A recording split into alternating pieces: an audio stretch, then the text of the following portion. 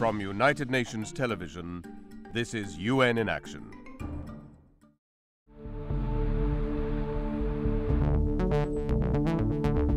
It's almost time for the daily commute. Anatoly Popko grabs a coffee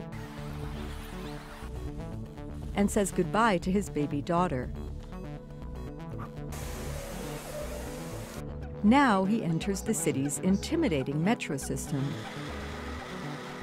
Once I exit the train, I have to listen carefully, and then I have to, be real careful moving around. That takes courage,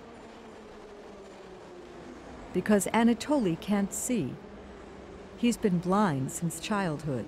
I have to dash from pillar to pillar to be as quick as I can.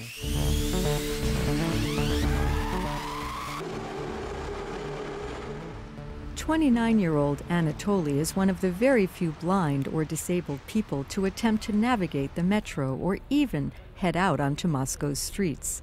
According to the United Nations, Russia's 13 million people with disabilities face not only physical barriers, like hard-to-access public transport and buildings, but also widespread prejudice and discrimination. Many are deprived of job opportunities. 90% of the nation's disabled people are unemployed. If you walk downtown Moscow, then you probably will not see any disabled person for hours, or maybe you will not see one at all.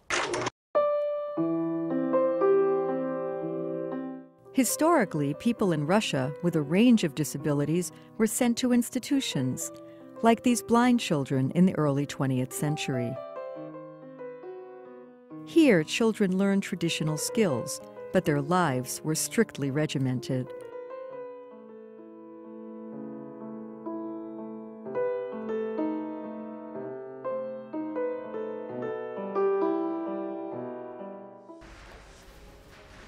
And today, the marginalization continues.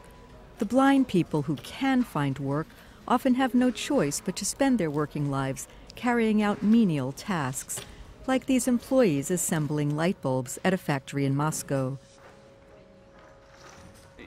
THIS, this, IS, A. Anatoly believes that new technologies can help. Working for the All Russia Association of the Blind, he demonstrates this new voice recognition software, which enables users to harness the almost limitless information available on the internet. I'm going through the just emails that are in my inbox.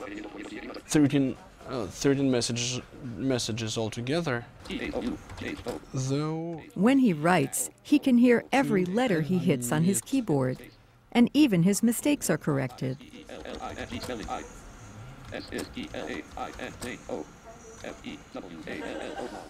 Yeah, that's what I meant.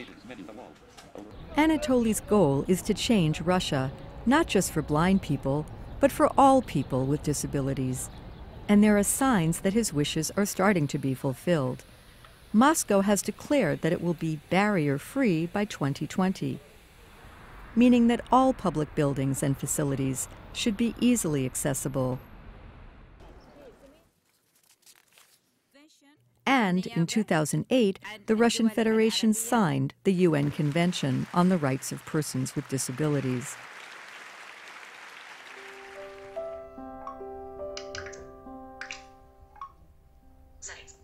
For Anatoly, the birth of his new daughter, 10-month-old Polina, means new responsibility as a father and a new focus on the future.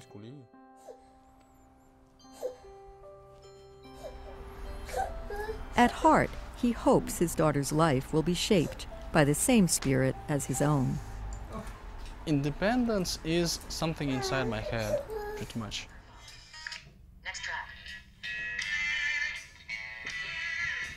Because I feel myself independent, and that pretty much means that if I want to do something, then I can do it.